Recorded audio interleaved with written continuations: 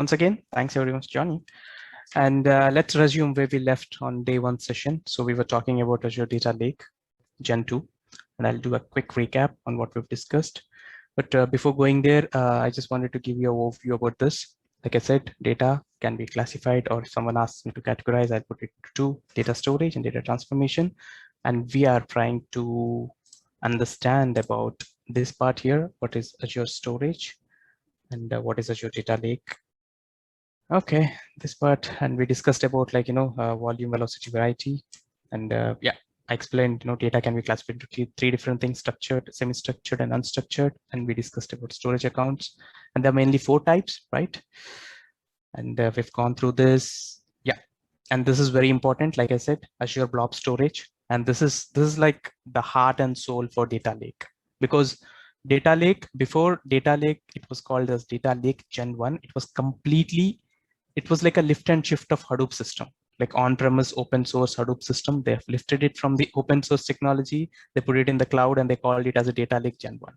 And then they decided that no, we need to add more and more functionalities, like because for Azure Storage, there are like huge, amazing features, like security part, you have access tiers, you have, and then you have monitoring services. Then they decided, oh, let's try to combine both and give all the features we have for Azure Storage, like Azure Blob, and give them to Data Lake. Let's make it more advanced. Then they decided to combine both, and they came up with a new name called Azure Data Lake Gen 2. So you know how to create that as well, because we've seen a demo. You just need to create an Azure storage, like regular Azure storage, how you create, and you just need to enable the checkbox. And once you enable the checkbox, then it gets converted to Azure Data Lake Gen 2. And we have seen this Azure service hierarchy. If you wanted to create something, you have Azure subscription, resource group. Within that, you have all the services. Just remember, if you wanted to say any software in the cloud, especially when it comes to Azure, call them as service. This is like a microservice architecture they have built in the cloud. So for each and every service, you have an API request. So that's the reason I'm using the proper terminology here. Please do follow the same thing whenever you attend to an interview. It will be very handy for you. Someone says like an Azure Data Factory service. Okay, moving forward. Again, we came here and I've shown you a demo of uploading all the 3 kinds of data, like structured, I've added a CSV, semi-structured, I've added JSON, and for unstructured, I think I've taken this data bag logo picture and I've put it in the cloud. It was very straightforward. Just copy. If I think you might have used all your drives like Google, Dropbox, so it's that easy. But usually when you work as a data engineer, right? When you work as a data engineer in the project, you don't do it manually. We have ETL tools. I mean, that's where we have Azure Data Factory, we have SSIS, right? SQL Server Integration Service, on-premise ETL tool. And just to give a quick intro about Data Factory, it's nothing but a cloud SSIS. I think Vishwa will do a great job there because he's got that covered. Let's see it there. And yeah, like I said, blob storage plus Data Lake Gen 1 is equal to Data Lake Gen 2. Nothing fancy, pretty straightforward. And then the major difference between Data Lake and Azure Storage is the hierarchical namespace. Yeah. So you have different folder structures. You have root node or root folder. I mean, this is something similar to our folder structures which we have in our drives, right? You create multiple folders, within that you create multiple child folders, and that's where you store it. So what is the use of this? This is the exact replica of on-premise Hadoop system. So if you're familiar with big data Hadoop cluster, right, you have a name node, you have like data nodes, and within that you have files stored in the file system. That's why we call it as Hadoop distributed file system. And usually you have all those MapReduce logics which are written in either Java or Scala, but mainly this works in that architecture, completely Linux based. The reason for that is this covers all the 3 kinds of data, because in a file system you can store everything, right? You can store CSV, spreadsheets, you can store JSON, you can store videos, files. So that was the reason behind that, to come up with this hierarchical namespace. And that's the major difference between Azure Storage and Data Lake Gen 2. You need to enable this, then you get this access so that you can create as many as directories you want. And the other advantage for this is you can give access to a specific folder, right? If I wanted to give access to only this child folder to a specific user, you leverage access control list, ACL.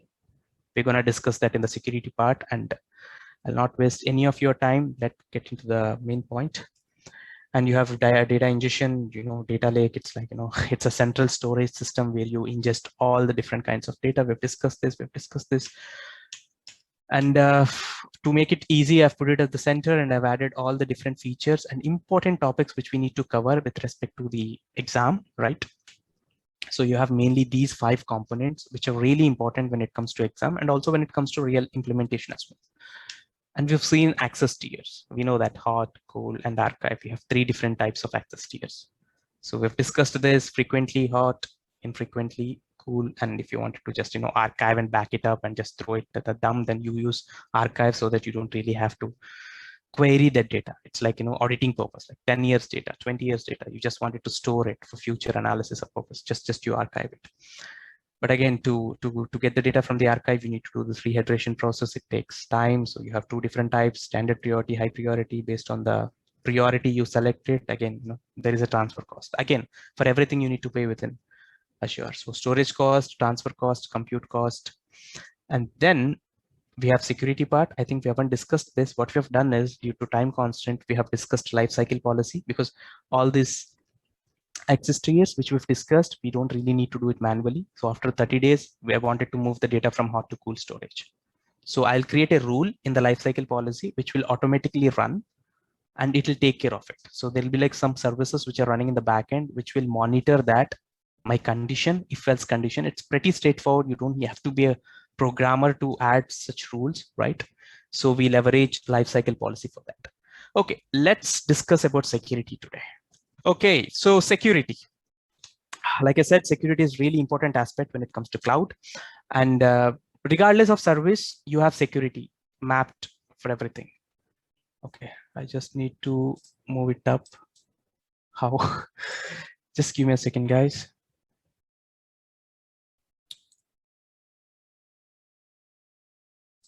Okay. Okay, back to security. Yeah, in security, right? Like I was saying, this is really important aspect when it comes to cloud. It doesn't matter if it's Azure or AWS or Google or any other, like Alibaba. So all those cloud giants, they take it very serious. And when it comes to services, you have security mapped for all the services. Regardless of what service we are talking, there will be this concept called security. But mainly, you don't really have to worry as a data engineer more about security part, because you have security teams within your organization, like cyber secure team, and also cloud cyber secure teams and system administrators. They work very close in terms of defining the security policies for the company, right? So, but when it comes to defining or designing the data pipelines, right? When it comes to defining and designing the data pipelines, okay, for me this chart is a little bit diverting, like a little bit, but anyways. So when it comes to designing the data pipelines, you need to keep this in your mind, right? The security, because security starts from you. That's what each and every organization says, right? Because they might send you all these mails that please don't click here, don't click there. You might have all these modules within your company to finish, like self-paced learnings, all the security modules. But like I said, this is a really important aspect when it comes to Azure storage accounts. Or let's not talk about Azure storage accounts. Let's talk about Azure data lake.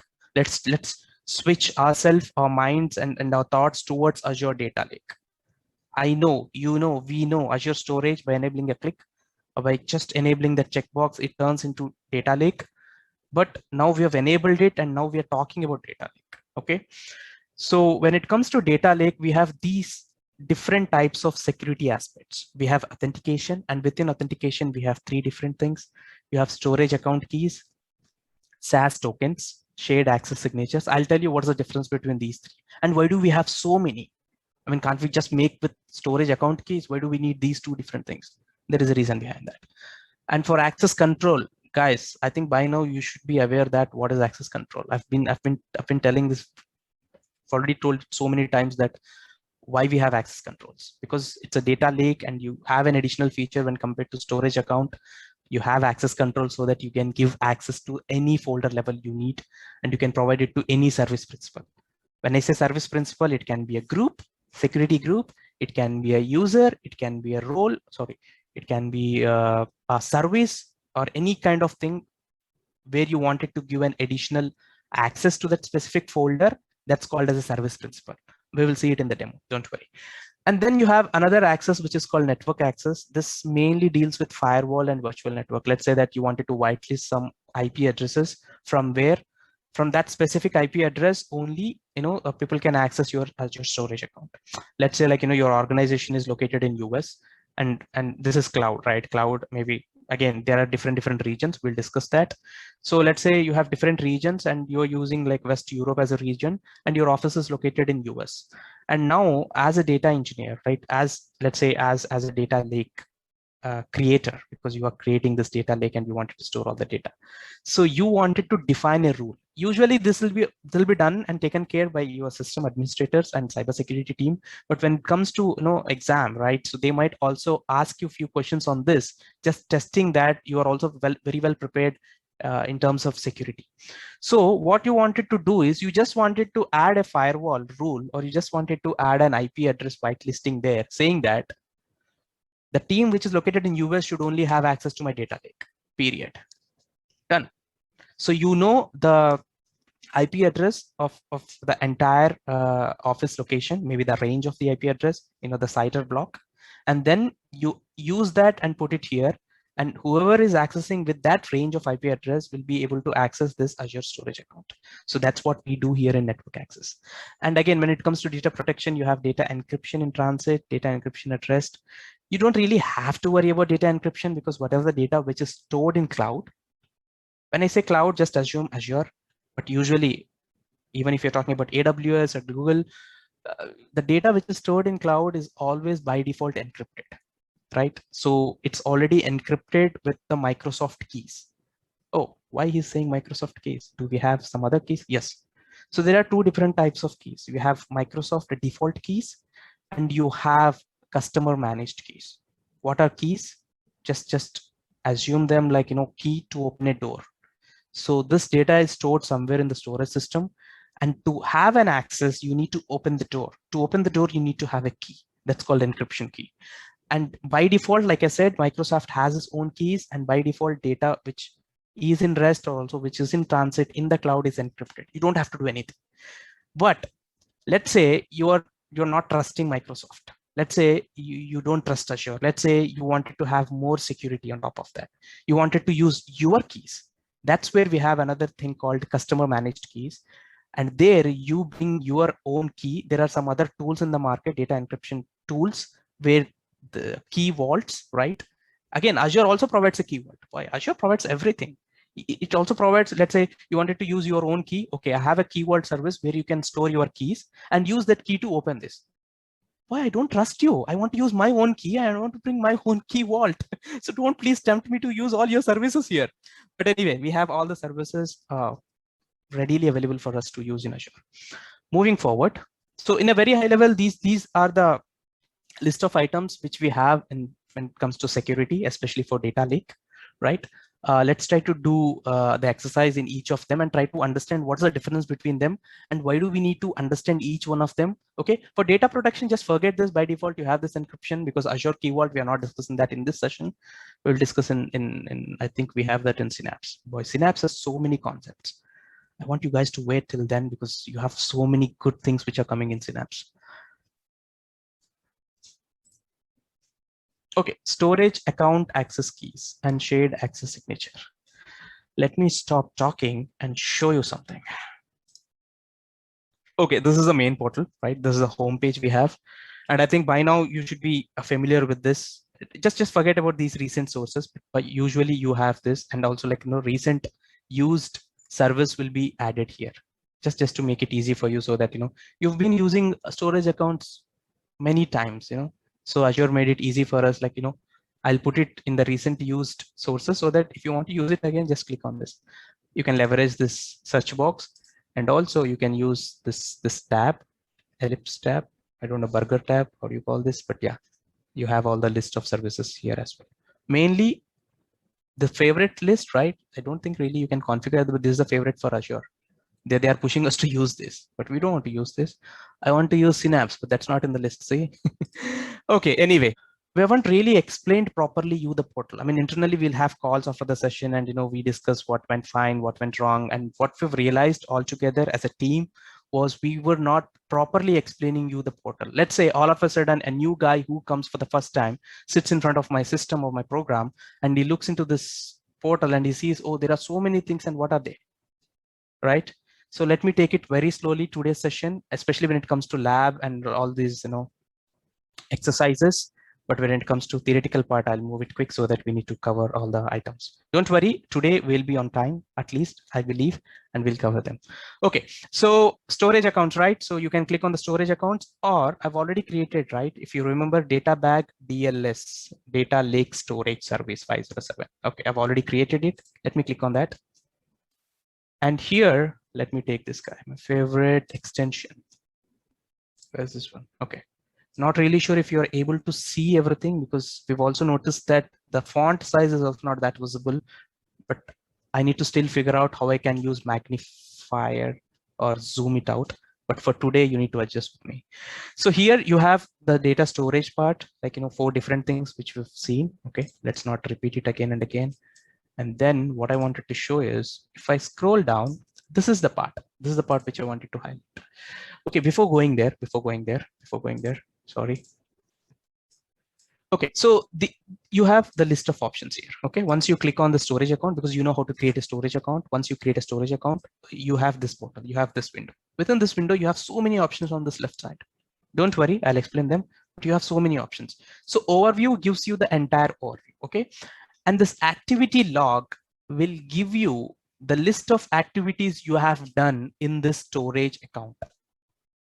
So it's like the list of activities. Let's say if I go to my container and if I read some file, or if I delete some file, or if I upload some file, that's an activity, right? So it monitors all the activities, right? If I create a new container, if I create a new folder, so all these kind of activities are monitored here. And you can see them here. And you can also see if it succeeded or failed, and which subscription it belongs to, timestamp, blah, blah, blah. Yeah, this is the activity. Tags, don't worry, like Laksh mentioned yesterday, tags are mainly used because when it comes to Azure Solution Architect exam, so tags is a very important concept when it comes to that level, because usually tags is nothing but a metadata which you add. Let's say you can add any metadata. Let's say I put like some name, I put some value. For instance, you have different departments in your organization, and every department is using Azure storage. Let's say HR department is using a few Azure, data lake. I get confused between storage and data lake. Let's talk as a data lake. So your HR department has a data lake 1, and your R&D team has data lake 2. So if you wanted to separate them, right, either you can use the naming convention like data lake _ HR, data lake _ R&D, or else you can create tags and you can assign those tags to the storage, so that when it comes to segregate, or when it comes to using APIs, or when it comes to using like Laksh mentioned yesterday, YAML scripting, like Terraform, YAML scripting, those kind of IDE tools, it will be very easy for you to understand if you use tags. I think yeah, these 2 things which I wanted to say. Let's get into the security part, and then we will try to understand all the different items moving forward. So you have these items here. Okay, you have access keys, you have shared access signature, you have encryption, you have security, you have networking. I think most of the things which I've shown you in the previous slide, right, the high level slide, the list of security items, most of them you can see here. I think one thing which is missing, which is Active Directory and RBAC, role-based access, which is not here, but that is here. Access control. We will see what is that as well. Okay. What was the first concept? Storage account access keys. Okay. So the access keys, right? It's pretty self-explanatory. You come here, you click on this access keys, then you have 2 different access keys, key 1, key 2.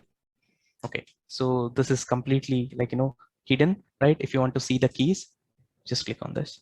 So if you click on the rotate key, a new key will be generated. And what is the use of key 1 and key 2? So key 1 is usually termed as primary key and the key 2 as secondary key. And why do we need 2 keys, right? Let's say key 1 is compromised, right? Someone got the information and all the details of key 1. So what you can do is you can rotate key 1 and meanwhile you can use key 2. Okay. So key 2 is nothing but a backup. But for us, let's focus on key 1. Key 2 is a backup. That's it. Just don't get confused. So let's try to use key 1. Okay. Before going to key 1, I wanted to show you another thing. Storage Explorer, right? So if you see here, storage data container, right? You can create all the containers going forward. You can add containers, you can upload data. Okay, very good. You have file shares, you can use the similar way, queues and tables. But there is also a tool which was completely developed and maintained by Microsoft, which is called Storage Explorer Client. Okay, so you can install this tool on your local machine, right? Because like I said, right, you won't have access to this portal. No one gives you an access to this portal because they know that you will mess it up. So usually you don't get access to this portal. You'll get access to certain client tools. So Storage Explorer is one of them, right? Mainly if you wanted to upload data, you can leverage this. There are different tools, right? A part of this as well, so that you can send data from your on-premise system to cloud. Azure Data Factory is one of them, AZ Copy, and Storage Explorer, right? So what actually Storage Explorer does here is, if you see all these 4 items, you can see them here. And if I click on that, okay, within that you have this container, and within that you have different files. Oh, you can again upload it. So this is kind of replica of this here in the Storage Explorer. Same for file shares, queues, and tables. Okay, so you see all the 3 different types of data, CSV, JSON, and image, which we have added yesterday or day 1 session, right? So how to download this? If you go to overview, yeah. So here you have an option, open in Explorer, right? If you click on this, you can download Azure Storage Explorer if you do not have it. I already have it. I've already downloaded it. So I'll click on that. Where is this? Yeah. So it's getting on the other window. Yeah. I've already installed it, the latest version. Boy, come here. So this is the interface, how it looks. Okay, just don't worry. You don't have many options here. It's pretty straightforward, right? Okay, let me close this. So yeah, this is how you download it, right? And the reason why I wanted to introduce this client now is because we are talking about security, right? So if I wanted to access the storage account from my client tool, because you can leverage any of your tools, or let's say you designed your own tool, right? And let's say you wanted to embed this access key in your own program, because let's say you're writing a script or you're writing a language, you're using some language, you're writing a program or building an application, and you wanted to use access key. Because I cannot really replicate that and show you. We already have a tool which we can leverage, which will be easy for us to understand as well. So that's the reason we've introduced this one, so that it will be easy for you to understand. Okay, close this guy. So by default, you have this local and attached. Forget this. This is the default local thing. So right now we don't have anything here, right? Let me click on this. This is again default thing. So if you wanted to add an account, right? Click add an account, and you have different options here. Either you can connect with subscription, you can connect with storage account or service, and you can connect with individual accesses as well, for blob, for file, for queue, table, and for ADLS, short form for Azure Data Lake Storage Gen 2, container or directory. Yeah, it's interchangeably used. Either you can tell container or directory. But yeah, so if you see here, this should be almost like, familiar to you by now, because we've already discussed these terms and we know what they are. So if you wanted to connect to this using your username and password, because when you create your Azure account, you have your username and password, right? So you click on the subscription and you can access it. But this part we will see when it comes to Active Directory role-based access control. For now, let's focus on this access keys. We're running out of time. I need to speed up. Okay, how will you connect to the storage account? So you have again different options here, right? Forget about this account name and key. If you see here, you have key or SAS, shared access signature. I think this is the next one which we are going to discuss, right?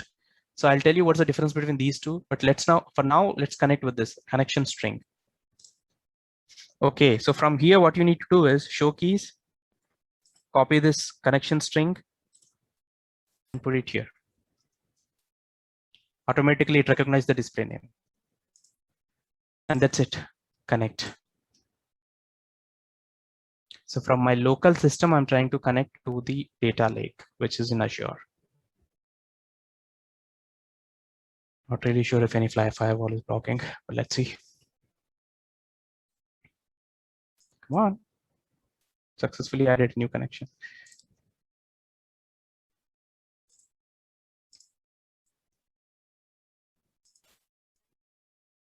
Okay, there it is.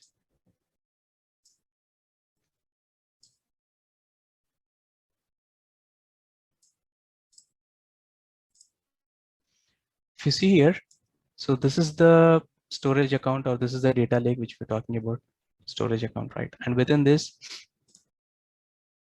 you have this as a container. Where is this guy? Container. Yeah, this one. And within this, you have different folders. Okay.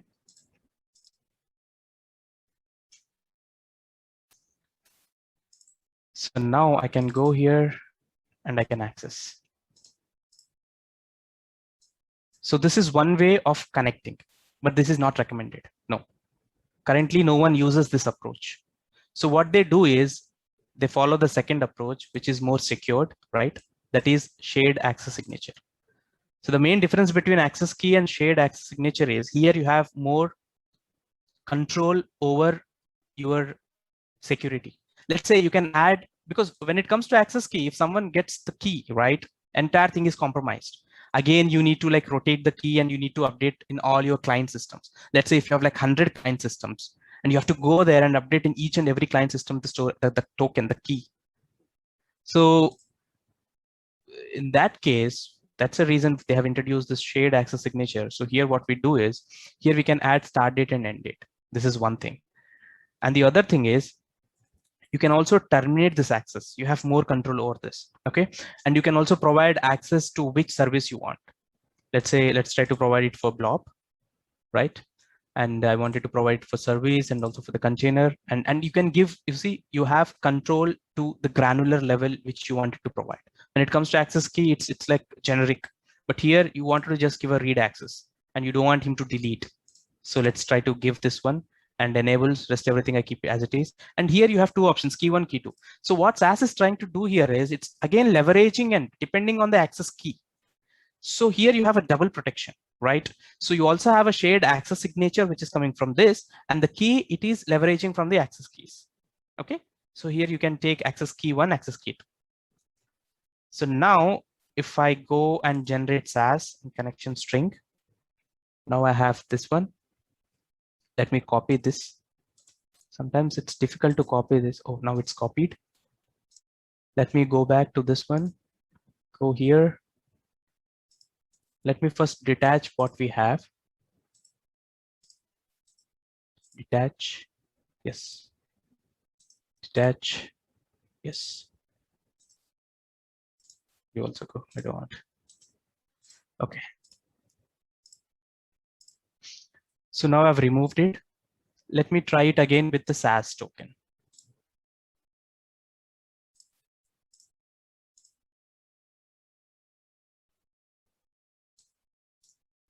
Okay, so now I have added the SAS token, right? Next. So if you see the permission, read and list, and then connect. Okay, perfect. Now we have this. So I just want to make sure that I don't have delete access. It's only read and list. So now let me go back to this one. So now I have the access to this one, similar to that, right? And now I come here, try this, open this. Yeah, now I have all the three files. But this time we have leveraged SAS tokens before we did it with access keys, right? Let me try to delete this one because I haven't given delete access, but I'm trying to delete this one. It should give me an error saying that, oh, cannot read property resource were undefined. Okay, that's fine. So usually it should give me a message. Sometimes this tool acts weird. I don't know for whatever reason, because I have added the latest version. Not really sure, but usually it will give you a message saying that you do not have required permissions to delete. That's the message I should get. Let me try it one more time. But the good part is it did not delete it, right? Resource URI of undefined. Vishal.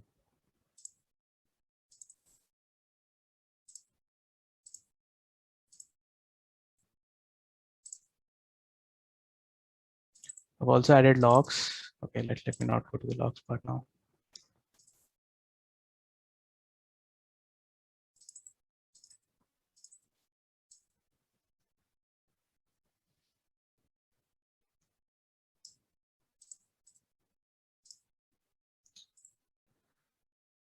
Resource URI of undefined. I'm not really sure why this is giving this error, but usually it should give me a message saying that delete is not possible. But anyway, so at least the expected part I've explained you. So usually you can give the access you wanted to provide to your user, right? So based on that, let's say you have some data here, right? And I'm just trying to give you a practical implementation use case scenario. And you have granted like read and list so that someone else using some BI tools is consuming the data, because you've already served the data in the data lake. The master data is already stored in the data lake. It's a platform. Now someone else using some third-party BI tool, let's say Power BI or Tableau, is trying to connect to that. That's the CSV file, and is trying to fetch all the data. And if he's trying to delete the data, that won't be possible. Yeah, that will be like a practical example.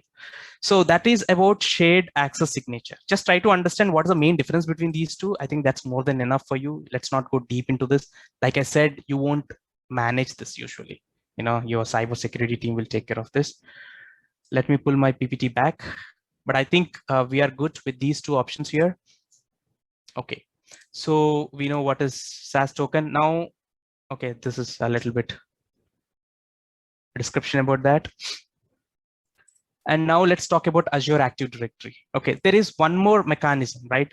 Let's say you have these keys, and you don't have those users added in your Active Directory. I don't want to explain what is Active Directory and all. Just imagine Active Directory is a list of all the users groups in your from your organization. So it manages all the passwords, policies, and everything. So that's what actually the Active Directory. So let's say in the Active Directory, right? You don't have those users. Those users are like a guest users, or you wanted to give that to some third-party consultancy or organization to consume the data. Then you use shared access token or access keys so that they have access to that specific storage or data lake. But let's say you have users within your organization. Now you have users within your Active Directory. These users are from your organization. Now you wanted to provide access to those users. And now you wanted to tell them that log in with your username and password and access to the data store. Yeah, I think you're with me still, right? So in that case, we will leverage Active Directory, and here we use role-based access control. So within Azure, we have different roles. You have reader role, contributor role, owner role. In a very high level, these three are main roles. And within specific service, you have different roles, right? Again, storage blob reader role, storage blob contributor role, storage blob owner role.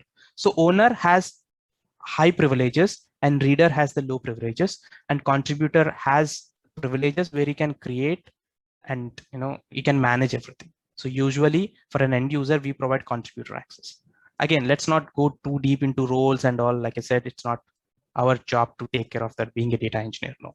But here what we are trying to understand is, because this is again important for exam, that's the reason we are trying to just understand at a very high level. So we are trying to do a role-based access control. When I say role-based access control, we need to provide specific role. Like I said, we already have roles. You can also create your own custom role as well. Let's say there are some default roles. Okay, before moving back to the portal, let me just explain this.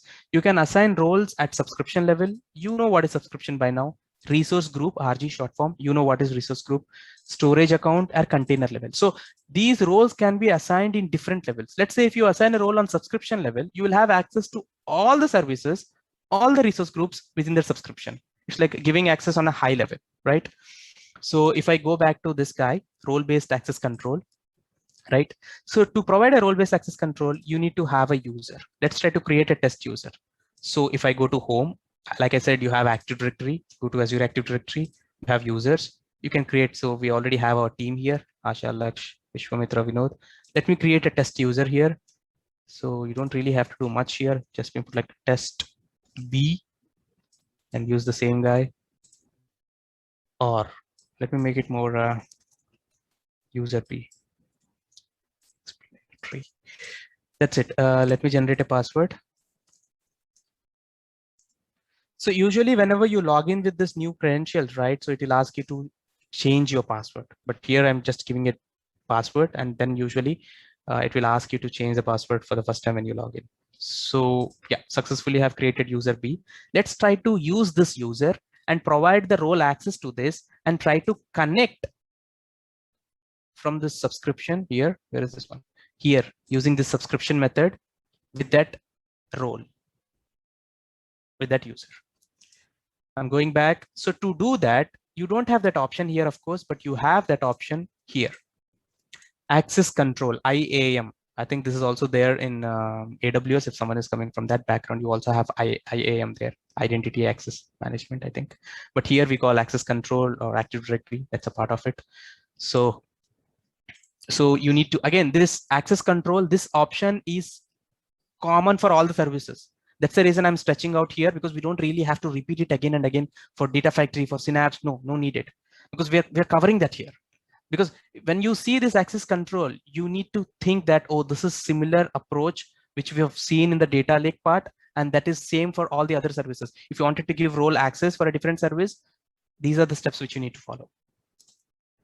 So where is this one? Yeah, I come here, right? Just focus on this one. We have covered these two. Click on this access control. So here you can see view my access. If I click on my access, I'm like service administrator right now, because I'm like the root guy. I have all the access.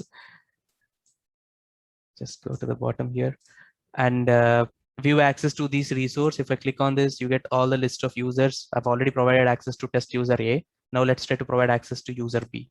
To do that, just click on this add, click add role assignment, right? So what we need to do is, here we need to give, like I said, owner, contributor, reader. These are like high level 3 roles. And if you scroll down, you see a specific service, you have owner, reader, contributor. For blob, you have owner, reader, contributor. For file, for queue, for table, right? For each and everything you have. So first what we need to do is we need to give 2 role accesses to this user. First is reader to this entire storage account, because without this, he cannot at least connect to the storage. Then we try to go to the another granular level.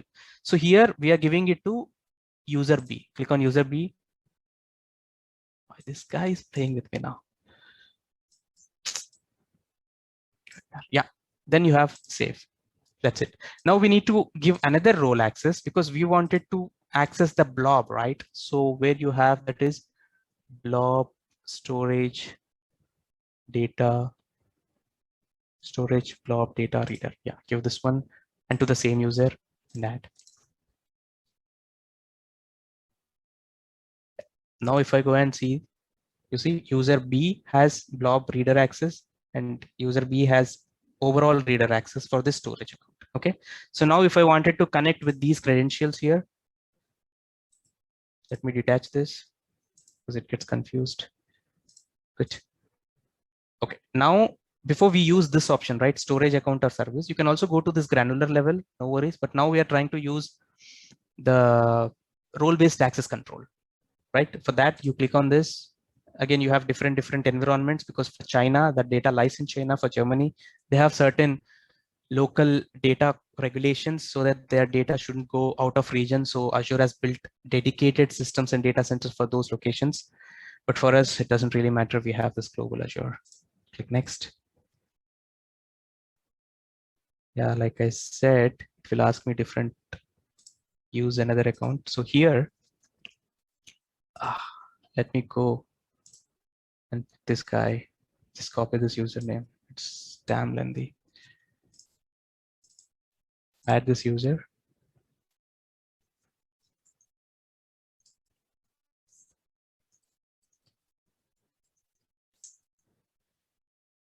Yeah, like I said, for the first time, it will ask you the password to update.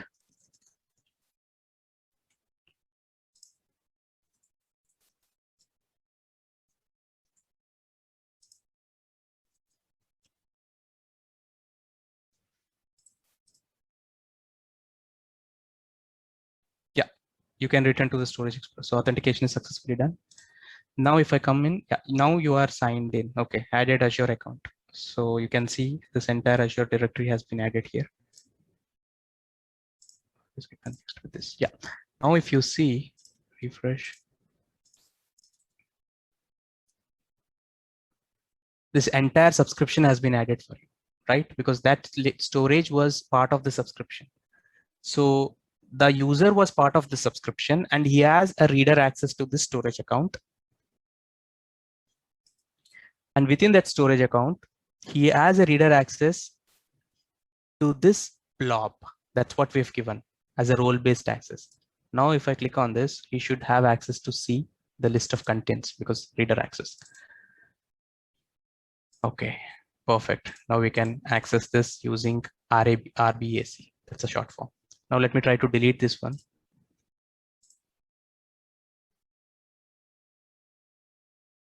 Queued deletion. Yeah. If you see here,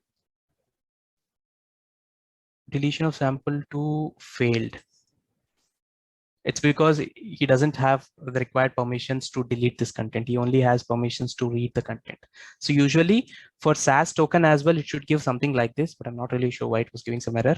But you got the concept. So that's a main important thing here. And we have seen like 3 different approaches to access the data, which is stored in storage accounts or in data lake, right? Let me go back to my slide. So this is what I was saying. You can give a subscription access role on whichever level you want, right? And you have different identities. We have given access to a specific user. So usually in organizations, what they do is they have this Active Directory and they use this AD Connect. So AD Connect is another service within Azure we have. So you might already have your on-premise Active Directories for all the companies, right? So using AD Connect, what it does is it replicates all the users from your on-premise to cloud. So if some user who is changing password from on-premise, right, he doesn't really have to change it again in the cloud. So it will be like a single sign-on and all the password policies and everything will be up to date so that the password will be automatically replicated to the cloud. So the master data will be maintained in the on-premise and using AD Connect, you replicate all the data. So all the users will automatically migrated to the cloud. So that is the other approach. And there is one more thing, which is group. So instead of creating user by user, you create certain groups, right? And you add all the users to that group, R&D group, HR group, marketing group. And for each and every group, you assign some role, right? So you can also do that. And you also have application principal. So you can create an application and provide access to that. But this is done using managed identities. We're not going that detailed because that's like a security concept, but when it comes, I'll explain you what is that. So in a very high level, these are the 3 approaches. Let me go back to the slide again. We've finished this, we've finished this, we've finished this.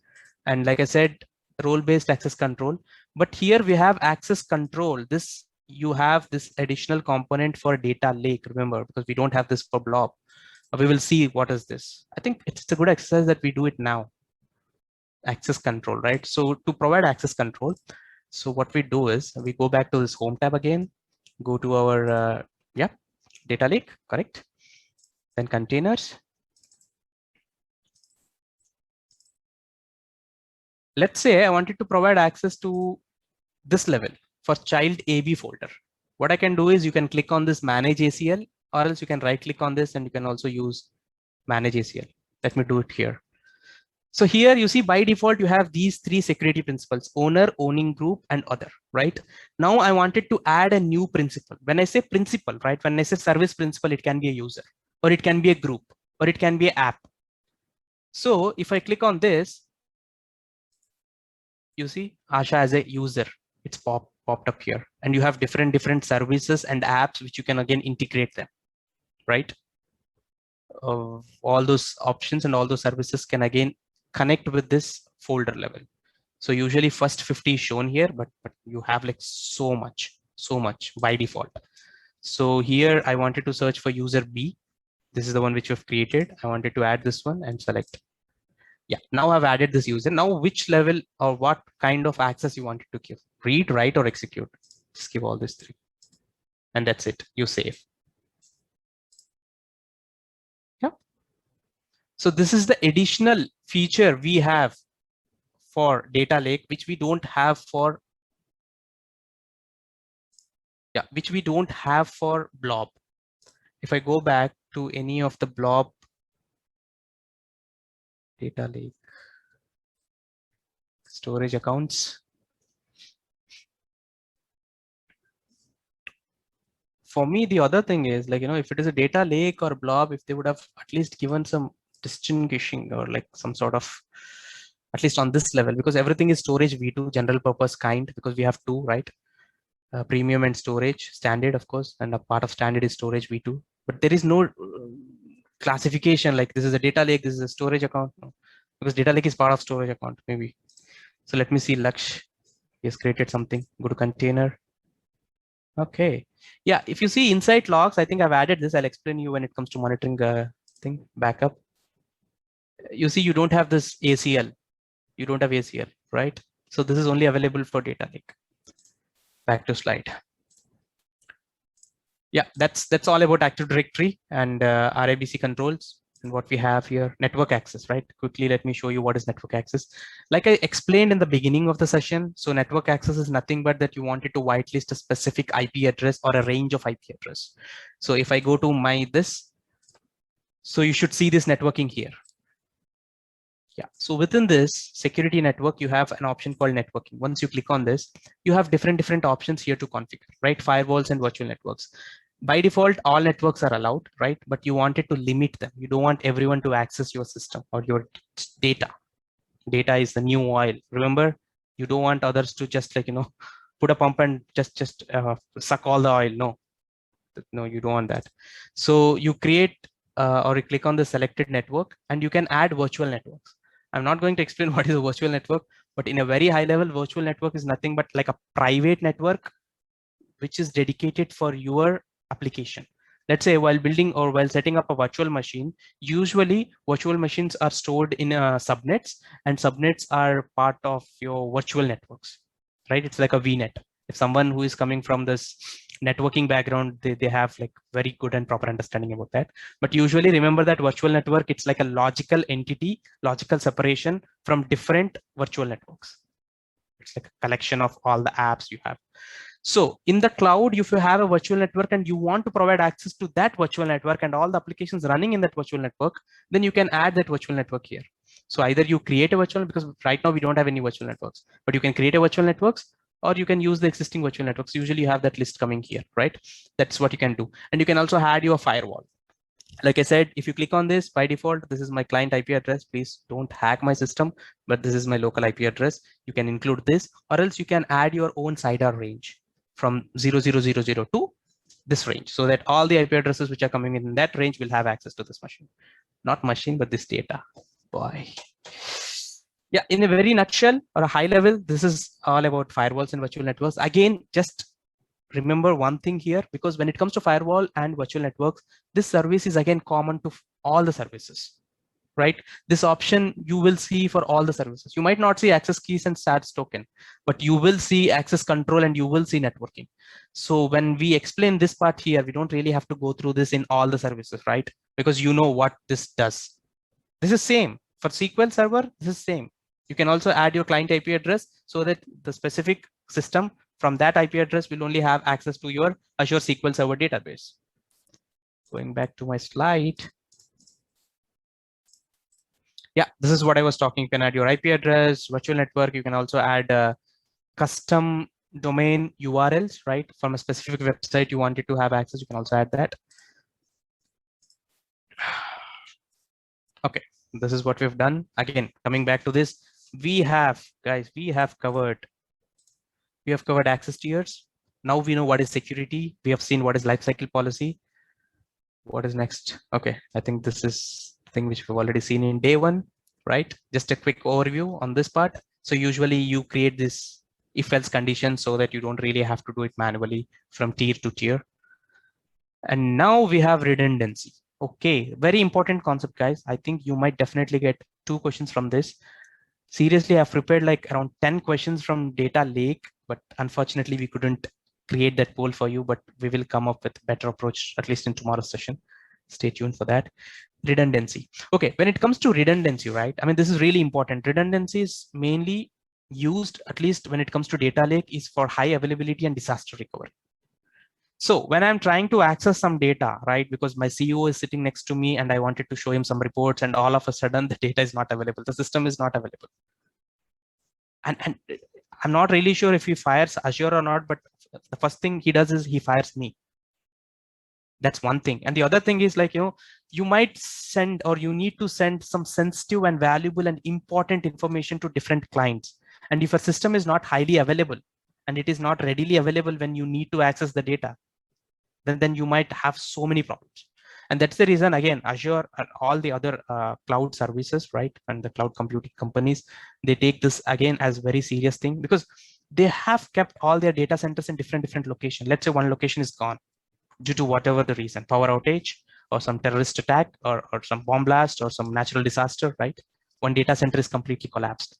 Don't worry, they have got like 2 more or 3 more, because they say as that, they'll be distributing our data in 3 different zones, but in the backend, they might also be doing that somewhere else. And I've seen an image that Microsoft have set up those cells, right? Cubes in the ocean, inside the ocean, so that they don't have to invest money on the cooling systems. Because, in the ocean, you have water, the cooling system is already there, big containers, they're dropping in the water.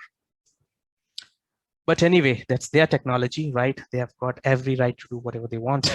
So when it comes to data redundancy for storage or for data lake, right, you have these different types: LRS, ZRS, GRS. Just try to remember these short forms.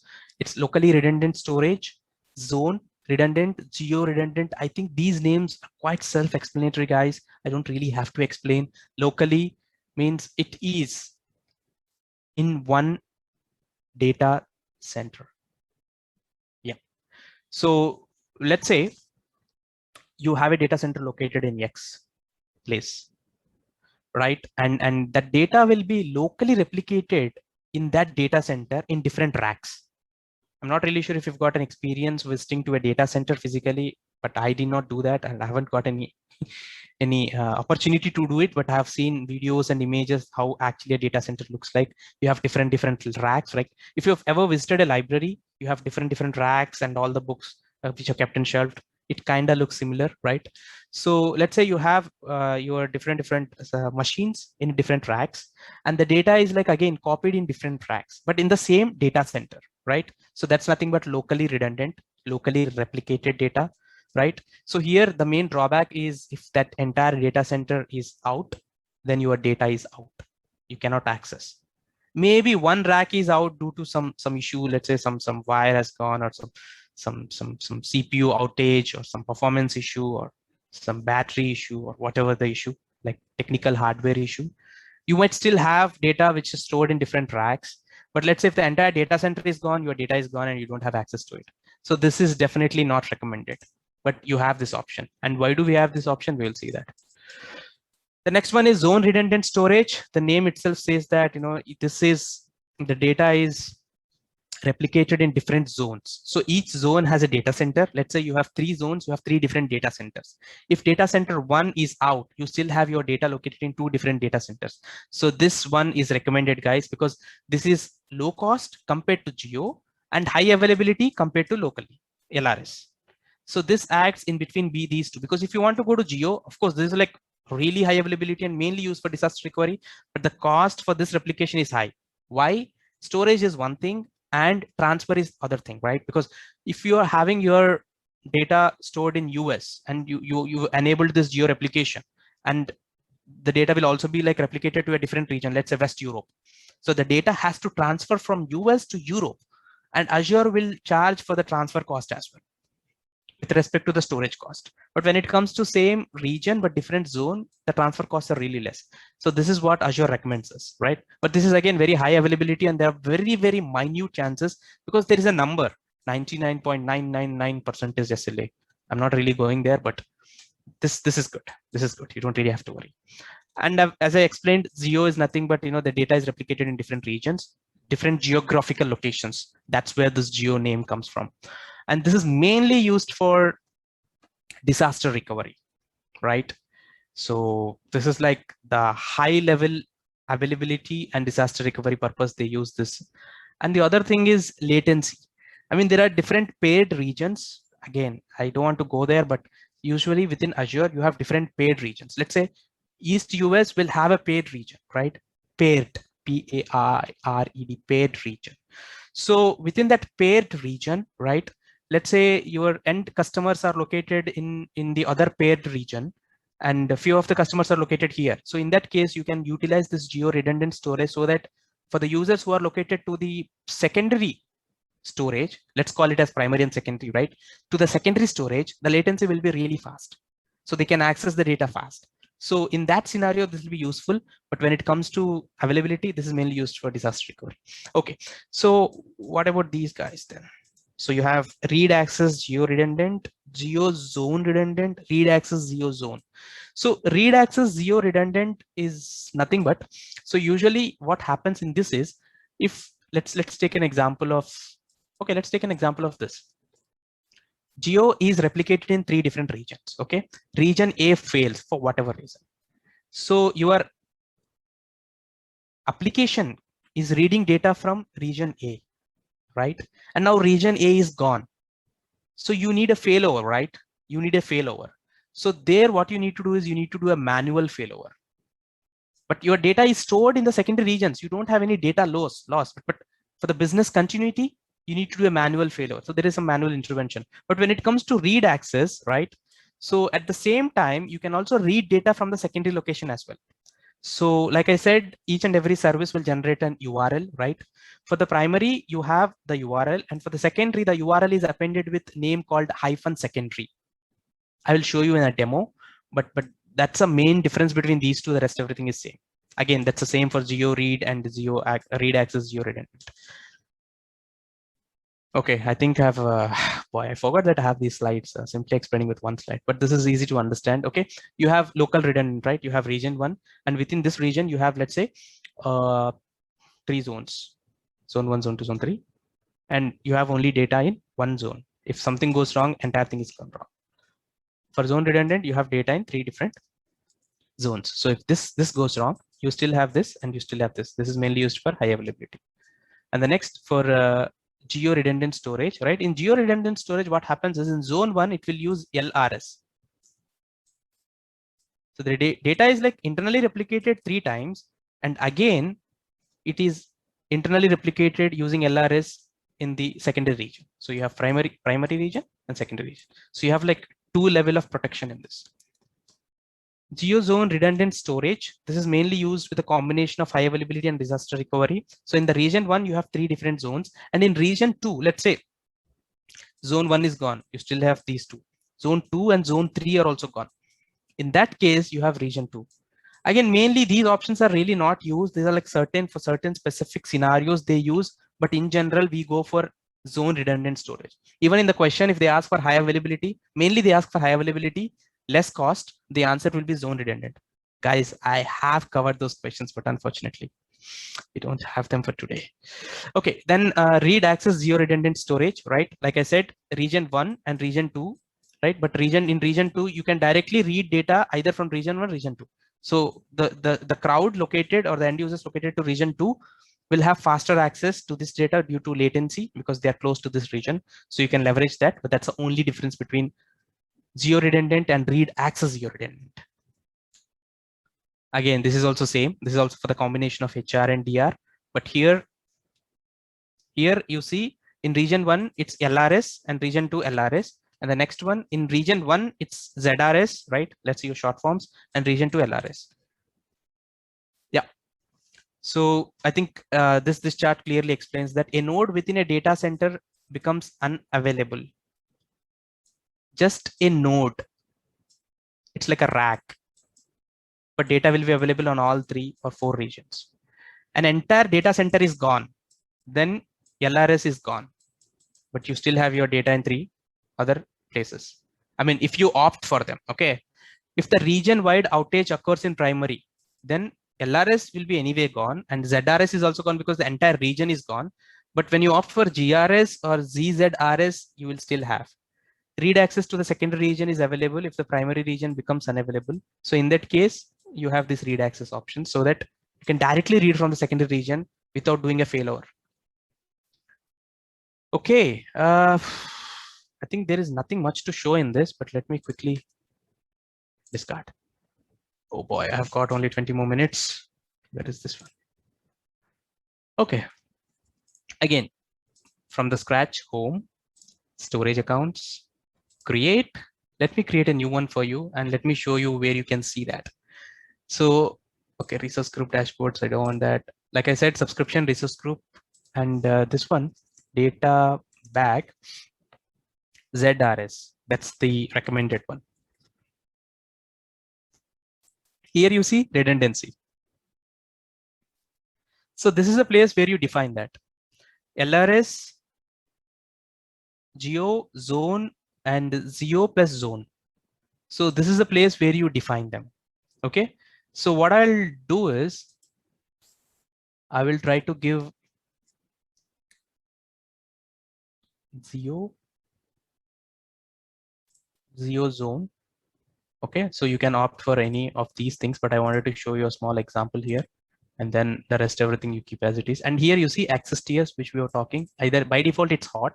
You can also give as cool, but the archive is not listed here because you need to move the data to archive after you create it. Because by default you get only these two options. Archive is like explicitly defined in the lifecycle policy, or you do it manually. Here, the other option which I wanted to show is like enable soft deletes. Okay, so you have another option, right? By default, this is like your recycle bin. I will show you this in the portal as well, in the storage account portal. So what this usually does is, even though if you delete something, so it will be a soft delete, but the data will be stored for 7 days. You can retain the data. Okay. So this is like a recycle bin. Even if you delete that, you still have some nonsense in the recycle bin. Again, you have to go there and delete. So usually people keep this just for the data protection purpose. By mistake, if someone deletes something like some sensitive information, they can still retain that data if they enable this option, and they can also give the number of days here, right?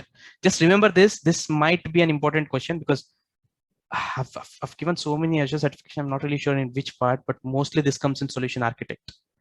But don't worry, for data engineer, I don't really think you get any question. And tags, done. Let me create this. Meanwhile, what we have monitoring services. I think that's the last topic, guys. I think we can manage and finish it on time. No worries. Okay, so the deployment is in progress. You can see that here, right? Yeah, I've got 130 credits. Don't show it.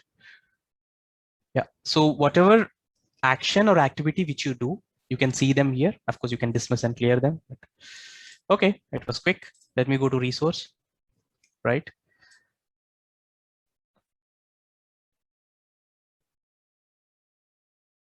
The one which I was saying, right? Data protection, where you can enable the soft deletes. You can also see that here. This is what I was trying to show you. I mean, was trying to tell you that you can also see here. Data protection here. If you click on this, you can adjust those settings here as well. Maybe let's say by default, you've added 7 and now you wanted to change it. You come to data protection under data management and you can add them here. Okay, 7. Okay, so what we have done is we have created a storage account, right? I think I've not enabled that checkbox for data lake. Don't worry, both the options are still same. So we have created the storage account and I have added the redundancy as geo zone redundant, right? So if you go to geo replication, you see, I think I have selected East US and by default it picked West US because this is a paired region, right? So primary is in East and the secondary is in West, primary and secondary. So this is where you can see that. And I think you also have a list if you go to the portal or the internet and try to search for the list of paid regions in Azure cloud, you can get the entire list, so that it will be handy for you to know in advance when you create a geo replication. So now you have locations data in East US and West US. What I wanted to do quickly is I wanted to show you. Okay, I need to add a container replication lab.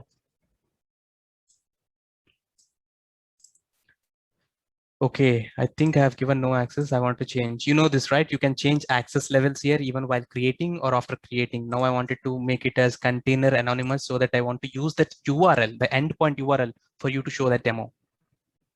Okay, I've changed that access control there. Now I go here and now I try to, you see, you don't see that access control list because this is not data lake. Let me try to add this one, JSON file, upload. Done. Come here, edit. Okay, you can see that overview. Take this URL, put it here. Okay, perfect. You can see this, right? Now, what I want to do is I just wanted to append this with secondary, SCCONDRY. So now the one which you've seen here is primary.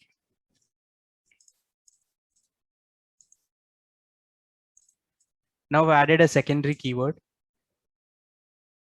Did I miss something?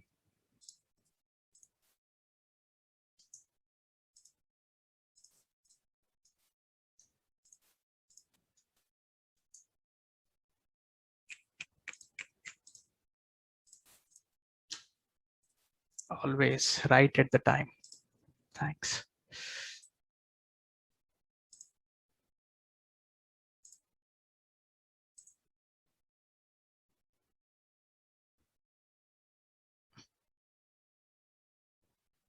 Okay. If you see, this was not read access. It was just zero zone redundant access. No, replication still in progress. No, it's not that. So usually you have very instant, but here I might have not enabled that checkbox. So while adding these options, there is a checkbox in the bottom which I need to tick. I thought I've added that. Usually once you add that, you see this read access. Let me go to my previous one and let me see that if I have this one to this. This is locally redundant, not this one. I think I've created one more today to do this test. Yeah, here you see read access geo redundant. I think I might have forgot that adding the checkbox on the bottom option. So wherever you select this drop down, there will be a small checkbox where you need to enable that, and it will give you or add it to read access option. It will append the read access. Maybe let's try to do it for this one. I mean, it doesn't really matter. We need to just understand, right? So you have a sample file here. Take the URL and go and type it here.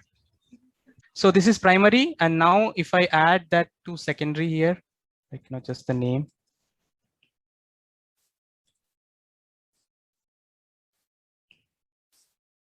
Yeah, you see, now I can access. This is the primary and this is the secondary, just with this keyword appending. That's it. Okay, so that's all about redundancy. So you might expect a few questions on that. So just be prepared for it. Now let's try to understand what are monitoring services. Like I said, Azure monitoring services are like a full stack monitoring services, which are again common for all the services. So within monitoring services, what you need to understand and just focus on is alerts, metrics, diagnostics, and log analytics. And this log analytics part, I think we will cover that in the next session because there is a lot to learn in this. There is a Custo query language which we need to learn. So I just don't want to skip that. I just don't want to give you like a very high level information and just skip it. I just want to give you a detailed information because this can be really handy, right? Whenever you're creating any service and using that Custo query language, you try to understand how your system is behaving, especially when it comes to query optimization and all. So I just wanted to spend some time on this. I don't really think it's possible today, but we will try to look too deep into this. But anyway, this is common again for all the surveys. Maybe we can try to cover it in Cosmos DB in the next session, right? Like I said, this is common. Let's try to focus on these three items in the next 15 minutes. Okay, so what is Azure Monitoring Service? So Azure Monitoring Service is nothing but it's like it will help you to know the availability and the performance of your application and services, right? So it will try to collect all the events, it will try to collect all the logs, it will try to collect all the metrics, and it already has, I mean, it has some tools which you can use them, like ready-made tools which we're going to discuss, like alerts, metrics, right, diagnostics. And using those tools, you just need to enable them. They are there for you. The thing what you need to do is you need to enable them, and after enabling the monitoring service, Azure monitoring service module will start collecting all the metrics, will start collecting all the data, all the information which you have enabled for your service. So here our service is storage account. Here our service is data lake Gen 2. For that, we are going to enable these options so that system will collect all the information and will give me an insight to understand how my system is behaving, right? And you can create alerts. Let's say my data storage has been exceeded 10 gigabytes because I'm not really like following, and I'm not really like monitoring or tracking. I'm just loading all the data to my data lake because that's like a big data system. I want to put all the data.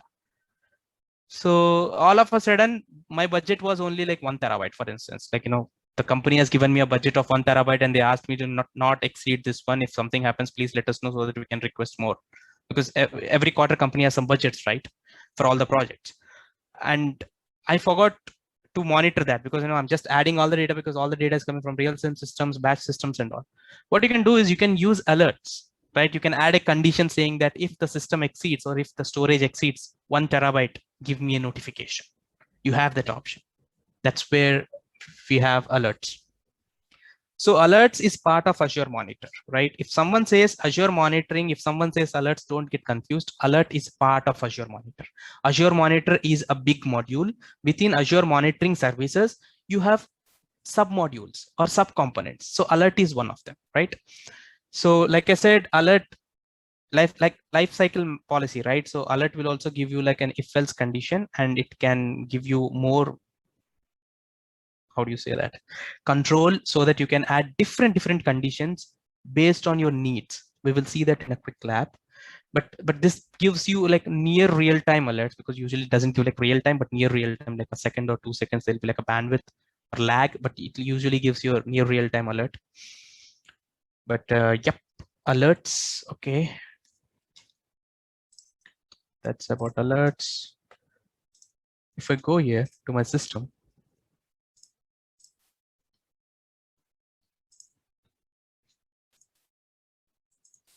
okay, so all the monitoring components are here, this part. So this monitoring is nothing but Azure monitoring, and within this you have different components here. We're going to see each one of them. Like I said, the log part, I'm gonna park it for now because we'll discuss that in the other sessions. But rest everything we'll see. Rest everything we'll see in a very high level. And there is another thing which is monitoring classic. So classic, it's like old module, right? So they are trying to create new services, and they're trying to remove the old, but still for some customers they like classic. That's the reason they have still kept it. But going forward, they might remove the classic and they might just keep the monitoring. But at the end of the day, both will generate the same output. It's just how you want to use it and how people got used to it. So you just don't want to take it off. That's it. Okay, so before going to alerts, I just want to give you insights, because insights haven't like added in the slide because it doesn't really need to be in the slide, because this is very quick. The name itself says that it gives insights about your system. So here my system is data lake. So you see, it gives you all the different insights, right? Different. Again, I don't want to call it as a metric, because metric is something which we define. I mean, we have a different module for that. Insight is nothing but how your system is behaving, very high level. So you can again drill down, you have like already charts, right? And if you have any failures, you have them here. It gives you like a quick glance, right? So I think this comes under part of APM. It's a application performance monitoring tool like Elasticsearch. So this is part of it. So this gives you all the performance. If there were like any failure requests or anything failed, like any service or any ping got failed, and availability, capacity, it gives you everything. Okay. So it's like a very high level overview, which you can see it in Insight. Let me go to alerts. So I think I've already created an alert, right? So verbose, I've already got like total 33 alerts. So let's try to create a new alert. So usually to create a new alert, what you need to do is you need to create a new alert rule. Alert rule, alert, both are same. Let me click on this. And what you need to do is you need to select what you wanted to create, right? Because you need to see, system doesn't know anything. First thing, we wanted to provide all the information. So let me provide all the relevant information what I wanted to do here. So I want to select the resource. First, you need to give the resource, right?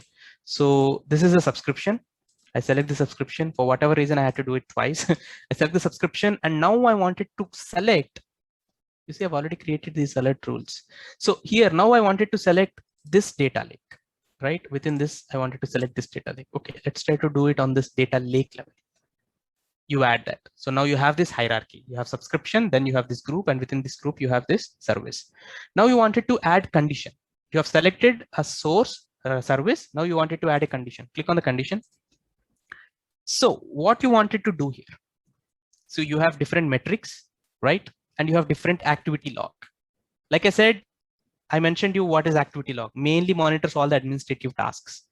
Metric we will see metrics, what are the list of metrics we have, but usually this will list down all the activities and metrics. And this is same for all the services, but this is mainly for storage account.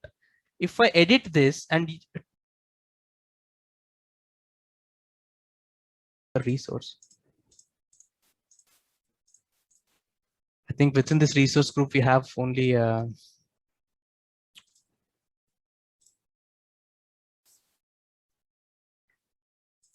okay. Let us try to go for only blob then. I just wanted to show you the difference there.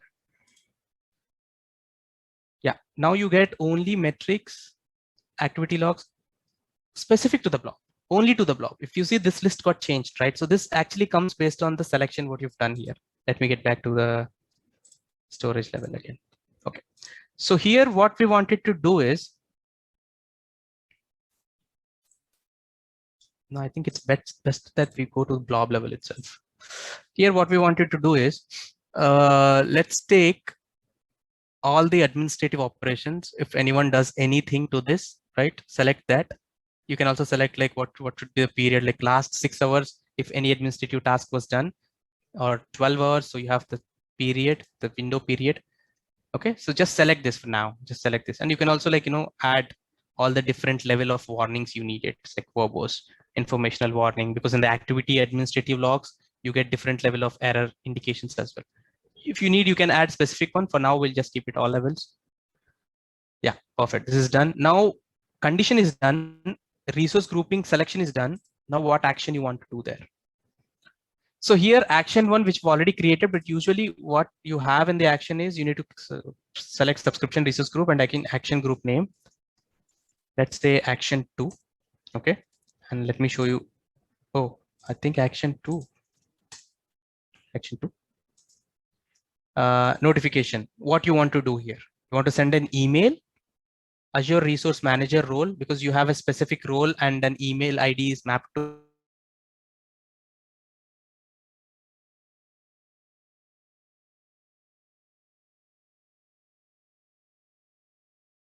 so push your notifications. So you add it here, email. Let me add mine.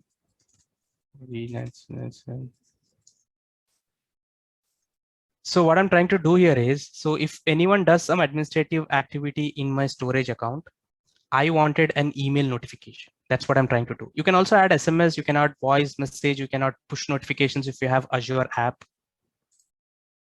Only one email or possibility for list of emails. You can add a list of emails as well. So I think you can create a group, like, you can create an entity and add all the email IDs to that, right? And you can utilize that. So that is also possible. So yeah, perfect. Okay, so now we have done this, click OK. And then I just wanted to give a name. So just for reference, give you a name and then go to next. Guys, this is really important because alert creation, this is common for all the services. What action type you want to do? Let's say you don't want to use the notification, you want to use these action activities. You can use automation runbook, Azure function. You can trigger an Azure function based on the administrative activity. You can use incident management, ITSM incident management tool, logic apps, webhooks. You can also leverage any of these activities, but for us, we don't want, we need only email. Again, tags, and just create this action. That's it. Now we are trying to create this. Okay, so now action is also created. What we have added one email. Now you need to just define the alert rule name. I think for me, the order is kind of, I do not really like it because alert rule detail should be in the first and all the other details should be at the bottom, but all the details you give and now you give the alert rule name. I don't really understand the logic behind that, but alert rule 507, for example. That's it. Now I'm creating a rule. Okay, so it's creating a rule, successfully created, but it might take some time to understand the system, and based on that send me notifications, right? So if you see for the alert rule 1 which I've created before the training, I've got like total 33 alerts. Rule A, now I've created rule 507, I think, but for rule A which I've created, right, I've got all these alerts, and for each and every alert I've got an email notification. If I show you my inbox, I would have like a list of emails. So that is possible. So this is all about alerts, right? And going forward, what we have, metrics. Okay, I might extend 5 more minutes, but I'll finish this. Metrics. So metrics is nothing but you have this scope, you select the scope, and you can use what namespace you wanted to add. For blob, I wanted to add a metric, right? So for blob, you only have this list of metrics. So you have capacity, which have like blob capacity, blah, blah, blah, and you have transaction. So within the transaction, you have this list. Let's not go detail into this because we don't really understand, because these are like the main metrics resources which are needed for the computing purpose, right, in the background. But for now, let's create this blob capacity. And so usually for blob, regardless of what you select, you have only average. So here you might get some aggregations like average, max, sum, and all. But here it provides you the average. So here slightly it got up. So what you can do is you can also see this in chart, different charts, bar chart, scatter plot, grid. So you have this information in different charts, and you can also create a new alert here. So based on the metric, if you closely monitored what I've said, while creating an alert, you've seen the list of metrics and list of activities, right? And again, the same thing is repeating here. If you wanted to create an alert for a metric, come to metrics, create an alert. Again, if you click on this, you get the same window, same options. So they have kind of repeated it. Okay, so you can also pin this to the dashboard. When I say dashboard, okay, okay, I don't have it. Usually once you log into the Azure portal, you have an option where you can click on the dashboard and it will be showed up there. Let's say you wanted to like for the APM team, application performance management team, you wanted to create all these dashboards and show them once they log into Azure so that they know how their system is behaving. If the data load is more, they wanted to horizontally scale, or they wanted to vertically scale, or they wanted to add more number of nodes, so that they get all this kind of information. So my dashboard, DOARD 2, for instance, if I click and add this to dashboard, right? And if I go to home, if I click here, you have an option called dashboard here, right? Click on this. I've already added a dashboard, right? So it might take some time for this to populate here, but this was the dashboard which I've added for the previous metric which I've created. Like I said, it might take some time for this to. Okay, you can select here, and you can also like consolidate all the dashboards, right? Okay, so this is about, okay, home, come back. So we know insights, alerts, metrics, workbooks. There is nothing much to discuss about workbooks, but I'll tell you what workbooks are. Workbooks are nothing but templates, right? So you wanted to design, like we've seen dashboard, right? In dashboard, you cannot really customize anything. By default, you have list of dashboards like line chart or bar graph or scatter plot, and you can just pin them to the dashboard. But here, what you can do is you can customize your workbook. You wanted to add metric, you wanted to add a dashboard, you wanted to add a trend line, you can do everything here. For instance, I think there are some samples, right? So for example, this is a workbook. So in this workbook, if you see, this is kind of insight, right? Insight is similar. I mean, this workbook is similar to insight. But along with this, you can also add some additional information to this workbook. So if you click on this workbook, create new, add, you can add different things. You can add query, metric, links, parameters, text, groups, everything will be shown in one place. So that's nothing but a workbook. And here, guys, very important thing, diagnostics. You will definitely get one question on this. So diagnostics are very important, right? So I've already enabled diagnostics for this blob. If I click on this, so I've already added 2 diagnostics, right? So because in the Laksh account, which I've shown you before, there were like different information which was added that was actually coming from this diagnostics. So usually what this diagnostic does is, so you can have this log information, you can have this metric information, and you can send this data to any of the system. Okay, you can send the data to log analytics, you can send the data to archive. You know what is archive in storage account, right? So you can send the data to stream. We will discuss this on stream analytics, stream to an event hub, and you can also use any of your third-party or partner solution, right? Just forget for now this. So here, let's select these items, right? Diagnostics, and send it to log analytics workspace, or try to send it to archive. And for example, you wanted to create a new storage account, and within that storage account, so the location automatically picks up the same location where your Azure storage account is created. It automatically picks up. And if your putting it to another storage account, because this storage account is a different storage account. Don't get confused with the storage account what we have. This storage account is the data lake which we have created to store the data. This storage account is getting the information of this storage account. Don't get confused here. So this storage account, we are sending data to this so that we do some analysis on this diagnostics, right? Diagnostic logs. And then you just give a name.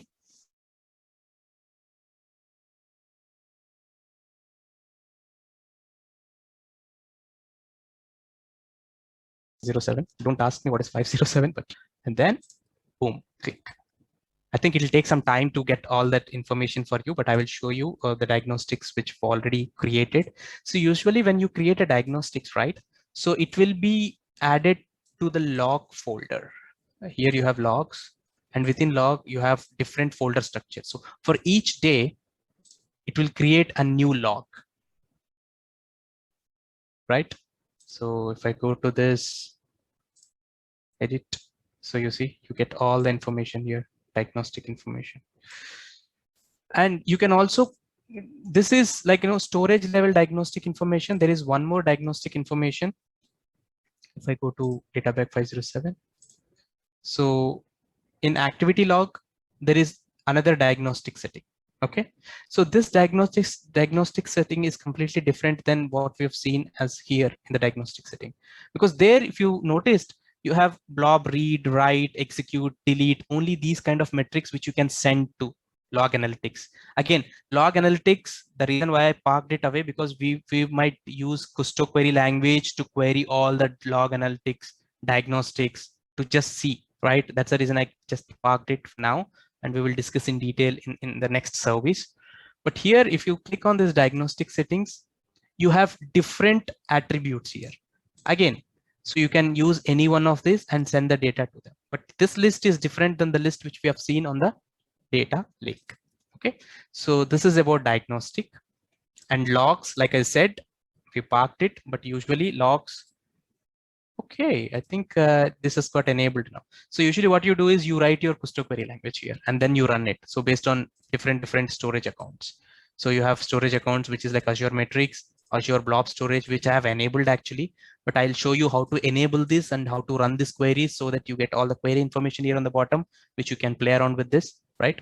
And this is again very important, not for the exam purpose, but when you really wanted to work with Azure and also like discuss in your interview and all these kind of things, this is really important. So just keep in mind log analytics.